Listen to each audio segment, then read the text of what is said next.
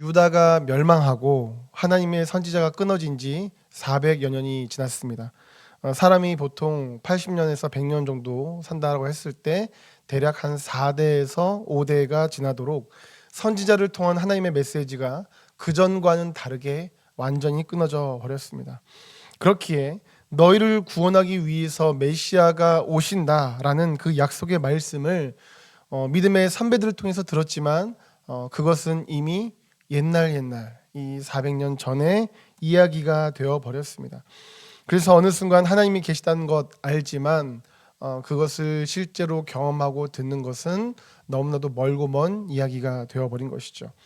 게다가 그 당시 이스라엘은 로마에게 식민 통치를 당하고 있었습니다. 그러니까 영적으로만 깊은 400년을 보낸 것이 아니라 육적으로도 깊은 고난 가운데 있었습니다.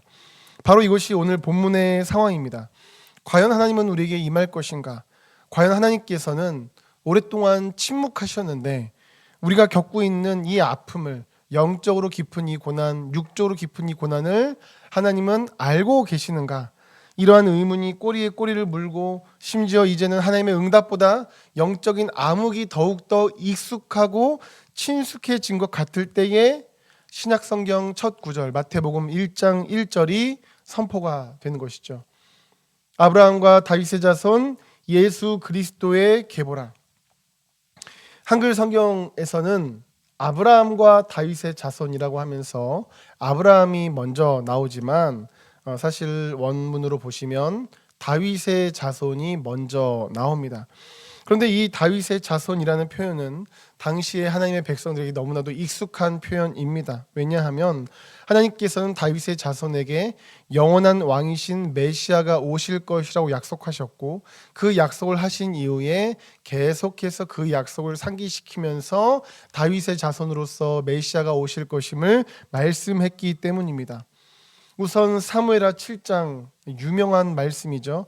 우리가 보통 다윗 언약이라고 하는 다윗의 후손을 통해서 영원한 메시아가 오실 것이라는 약속을 주셨습니다. 사무엘하 7장 16절. 너의 집과 너의 나라가 내 앞에서 영원히 보존되고 너의 왕위가 영원히 견고하리라 하셨다 하라. 처음에 나오는 너의 집과 너의 나라라는 것은요, 결국 다윗 왕조를 의미한다 할 수 있겠습니다. 즉 다윗에서부터 이어지는 왕의 후손들을 의미합니다. 그런데 그러한 다윗 후손, 그 다윗 왕조가 영원히 보존된다라고 말씀하고 계십니다. 이것은 결국 영원한 왕이신 메시아가 다윗의 후손으로서 그 왕조 속에 오실 것임을 말씀하는 내용이죠. 또한 이어지는 너의 왕위가 영원히 견고하리라 하셨다. 이 말씀 역시도 사실은 앞에 이 검은색 말씀과 동일한 말씀이라고 할 수 있겠습니다. 결국은 다윗의 왕조를 이어서 그의 후손 속에서 영원한 왕이신 메시아가 오신다라는 메시지입니다. 이것은 사무엘하 7장에서 약속된 이후에 성경 곳곳에서 계속해서 반복되면서 강조되어지는 중요한 약속입니다. 시편 89편 3, 4절 말씀, 주께서 이르시되 나는 내가 택한 자와 언약을 맺으며 내 종 다윗에게 맹세하기를 내가 내 자손을 영원히 견고하게 하며 너의 왕위를 대대에 세우리라 하셨나이다. 사무엘하 7장 이 말씀과 동일한 내용이죠. 이것을 상기시키면서 다윗의 후손으로서 메시아가 오실 것임을, 예레미야서 23장의 말씀 역시도 마찬가지입니다. 여호와의 말씀이니라 보라 때가 이르리니 내가 다윗에게 한 의로운 가지를 일으킬 것이라. 그가 왕이 되어 지혜롭게 다스리며 세상에서 정의와 공의를 행할 것이며 그의 날에 유다는 구원을 받겠고 이스라엘은 평안히 살 것이며 그의 이름은 여호와 우리의 공의라 일컬음을 받으리라. 아멘. 이외에도 이런 말씀은 계속해서 반복되면서 다윗의 자손으로서 메시아가 오실 것임을 말씀합니다. 그래서 그분이 오시면 우리가 구원받는다, 이 말씀이 계속되어지고 있었습니다. 그런데 오늘 본문에서는 그 당시의 상황 어땠습니까? 그 암흑의 시기, 영적으로 육적으로 깊은 암흑의 그 시기 때 4년도 40년도 아니고 400년 동안이나 선지자도 메시아도 없고 식민 통치당하던 그 영적 좌절, 육적 좌절의 한 복판에 드디어 다윗의 자손, 하나님께서 약속하셨던 대로 예수 그리스도가 오신다라는 것을 오셨음을 선포되고 있습니다.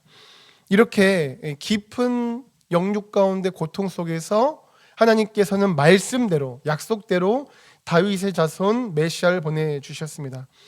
그런데 이렇게 하나님께서 결국 약속대로 하나님의 일을 행하셨다, 약속대로 메시아를 보내셨다라는 것은 이 다윗의 자손이라는 표현뿐만이 아니라 아브라함의 자손이라는 표현을 통해서도 볼 수 있습니다. 하나님께서는 아브라함을 통해서도 메시아를 보내주실 것을 약속하셨었죠. 창세기 12장 3절입니다. 너를 축복한 자에게는 내가 복을 내리고 너를 저주한 자에게는 내가 저주하리니 땅의 모든 족속이 너로 말미암아 복을 얻을 것이라 하신지라. 아멘. 생각해 보시면 아브라함 한 사람으로 인해서 어떻게 땅의 모든 족속이 복을 받을 수 있겠습니까? 네, 이것은 결국 아브라함이 낳은 자손 속에서 그 후손을 통하여서 모든 믿는 자에게 구원의 복을 주시는 메시아가 오신다는 메시지입니다. 그래서 오늘 본문에서는 정말 그 약속대로 예수 그리스도, 메시아라는 것이죠. 그리스도는 메시아인데 그 메시아 되시는 예수님께서 아브라함의 자손으로 오심을 통하여 무슨 말씀입니까? 하나님께서 하나님의 약속대로 메시아를 보내셨다라는 말씀입니다. 결국 다윗의 자손, 아브라함의 자손이라는 것은 둘 다 반복되고 있는 겁니다. 뭘 반복하고 있습니까? 하나님께서 약속대로 하나님께서 메시아를 보내주셨다. 메시아를 하나님은 하나님의 약속하셨던 대로 보내주심으로 말씀대로 일하시는 분이심을 보이신다는 것이죠.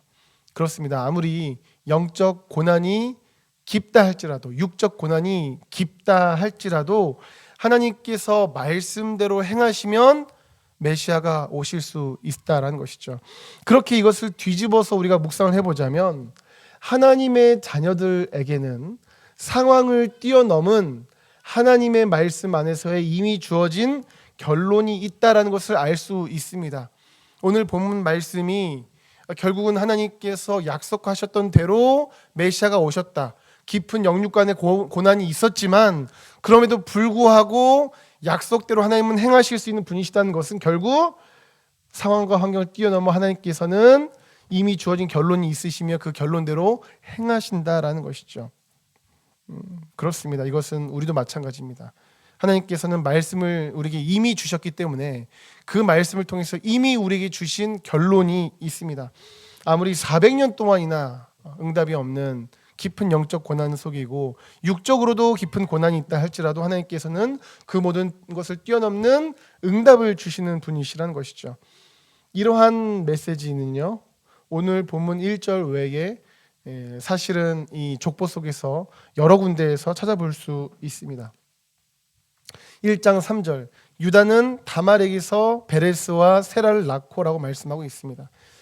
우선은 유다와 다말이 등장합니다. 그런데 유다와 다말은 어떤 관계입니까? 네, 시아버지와 며느리입니다. 말도 안 되게 매우 부끄러운 지금 그러한 이름이 예수 그리스도의 족보에 나오고 있는 겁니다. 이뿐만 아닙니다. 살몬은 라합에게서 보아스를 낳고라고 말씀합니다. 자, 살몬이 라합에게서 보아스를 낳았다고 하는데 라합은 잘 아시는 것처럼 어떤 여인입니까? 몸을 파는 여인이었습니다. 이런 이름이 예수님의 족보에 들어가도 됩니까? 네, 족보에 들어가 있습니다. 또한 5절 후반절 보아스는 루색에서 오벳을 낳고 오벳은 이새를 낳고라고 말씀합니다. 자, 루색에서 자녀들이 나오는데 룻은 어떤 여인입니까? 예, 그들이 멸시하던 유대인들이 멸시하던 이방인들입니다. 유대인들이 볼 때 룻이라는 이방 여인은 사실은 멸시의 대상이라는 것이죠. 사실은 그래서 그들 입장에서는 라합이나 룻이나 다 부끄럽고 사실 영광스러운 이름은 아닙니다. 또한 6절 보시면 이새는 다윗 왕을 낳으니라 다윗은 우리아의 아내에게서 솔로몬을 낳고 벌써 대번 이상하죠. 다윗의 아내에게서 자녀를 낳았다라고 말씀하고 있는 것이 아니라 다윗은 우리아의 아내에게서 솔로몬을 낳았다라고 말씀합니다. 부끄러운 이야기이기에 사실은 다윗이 밧세바에게서 솔로몬을 낳고라고 할 수 있는데 굳이 우리아의 아내에게서 솔로몬을 낳았다라고 하면서 이 부분에 문제가 있음을 강조하고 있습니다. 게다가 11절, 12절에서도 사실은 반복되며 강조되는 것이 있습니다. 그것은 11절 바벨론으로 사로잡혀 갈 때에 요시야는 여고냐와 그의 형제들을 낳으니라. 12절 바벨론으로 사로잡혀 간 후에 여고냐는 스알디엘을 낳고 스알디엘은 스룹바벨을 낳고라고 말씀하고 있습니다. 무엇이 반복되며 강조됩니까? 바벨론으로 그들은 사로잡혀 갔었다는 것입니다. 바벨론으로 그들은 왜 사로잡혀 갔었죠? 그들이 죄를 짓고 하나님께서 죄 짓지 말라 말씀하시고 무시하고 또 죄 짓고 하나님께서 그러면 진짜 혼난다. 또 죄 짓고 또 죄 짓고 또 죄 짓다가 결국은 그것이 완전 골마 터져가지고 그들의 땅을 잃어버리고 바벨론 포로로 끌려간 것. 결국 바벨론으로 사로잡혀 갈 때에라는 표현은 그들이 하나님 앞에서 큰 죄를 저질러서 징계받았다라는 표현입니다. 부끄러운 일입니다. 자랑스러운 일이 아닙니다. 그런데 이것은 두 번이나 반복되면서 강조되고 있다는 것이죠. 사실 이 표현들 없어도 요시야가 형제들을 낳은 것이 자녀들을 낳은 것이나 여고냐가 자녀들을 낳은 것 말씀 이어지는 것 전혀 문제가 없습니다. 그럼에도 불구하고 반복되며 강조되고 있습니다. 그러니까 이 외에도 우리가 읽은 오늘 본문을 뜯어서 자세히 살펴보면 다 거룩하고 훌륭한 사람들이 아니라 참 문제가 많고 죄 많고 부끄러운 이름들, 이것을 통해서 예수님께서 이 땅에 오셨다라는 것을 보게 됩니다. 사실 아브라함도 그렇죠. 아브라함도 하나님을 믿는 온전한 믿음이 없어서 분명히 그를 통해서 놀라운 후손을 통해 영광을 주시겠다라고 우리가 아까 읽었던 것처럼 창세기 12장 사실 1, 2, 3절에서 말씀해 주셨잖아요. 너의 후손을 통해서 모든 이들이 복을 받을 것이다. 그러고 나서 12장 후반부에서 어떤 일이 있었느냐? 자신의 아내를 누이라고 속이는 부끄러운 짓을 저질렀었습니다. 야곱도 거짓말로 인해서 형을 피해서 도망갈 수 없는 부끄러운 일을 저질렀었습니다. 다윗은 어떤 일이 있었죠? 부하 죽이고 아내 빼앗고. 그러니까 족보에는 사실 명예로운 이름들이라고 하기에는 어려운 이름들이 너무나도 많이 있습니다. 그런데요, 이 족보의 결론이 뭡니까? 야곱은 마리아의 남편 요셉을 낳았으니 마리아에게서 그리스도라 칭하는, 메시아라 칭하는 예수가 나시니라 말씀합니다. 족보의 마지막에는 메시아이신 예수님이 나오십니다. 왜 그렇죠? 왜 족보의 마지막에 예수님이 나오십니까? 당연히 이 족보가 예수님의 족보이기 때문에 예수님이 마지막에 나오는 것입니다. 마치 저의 족보를 따지면 위에 어떤 분들이 계시든 상관없이 결국 제가 나오는 것처럼 예수님의 족보이기 때문에 결국은 어떤 이름들이 나온다 하더라도 예수님의 이름이 나오는 겁니다. 그래서 아예 오늘 본문 시작에서 뭐라고 합니까? 예수 그리스도의 계보라, 예수님의 족보임을 말씀하고 있습니다. 즉 결론이 정해져 있어요.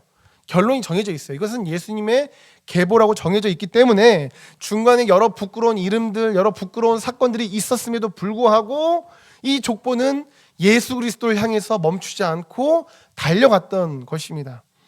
이러한 족보가 주는 중요한 메시지가 있죠. 그것은 우리의 인생에도 무슨 거룩한 일, 좋은 일, 감사한 일들 뿐만 아니라 마치 아내를 팔았던 아브라함, 거짓말쟁이 야곱, 시아버지와 며느리 유다와 다말, 창녀 라합, 다윗과 우리의 아내 등등과 같이 남에게는 정말로 부끄럽고 자신에게는 큰 상처가 되는 과거들이 우리의 인생 가운데 있다 할지라도, 게다가 지금 내가 아무리 영적으로도 암흑이고 육적으로도 고난이 있다 할지라도 그 모든 일들을 하나님께서는 합력하여 하나님께서 정하신 결론으로 이끌어 가신다는 것입니다.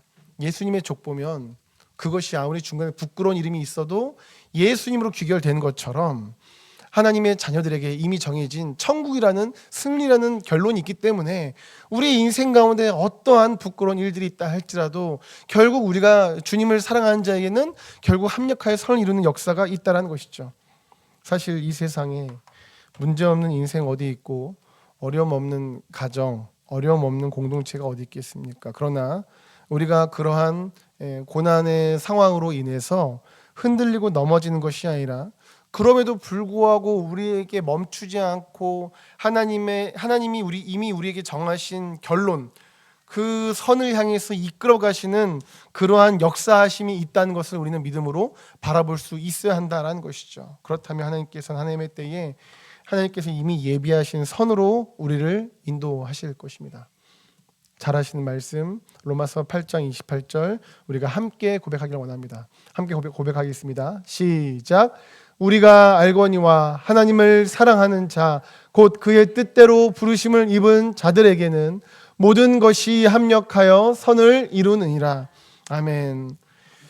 우리 인생에 자랑스러운 일, 감사한 일뿐만이 아니라 부끄럽고 괴로운 일들이 있을 수도 있습니다. 그러나 하나님께서는 하나님을 사랑하는 그 하나님의 자녀들에게는 이미 결론을 주셨습니다. 그것은 합력하여 선을 이루는 놀라운 구원의 은혜를 주시는 것입니다. 이것이 바로 성도된 우리의 결론입니다. 그러므로 신실히 하나님을 바라보며 두려워하거나 괴로워하지 말고 나의 죄 따라서 욕심내지도 말고 조급하지도 말고 분내지도 말고 사랑하며 화평하며 관용하며 항상 기뻐하고 범사에 감사하고 쉬지 않고 기도하는 모든 성도님들 되시기를 예수님 이름으로 축복합니다.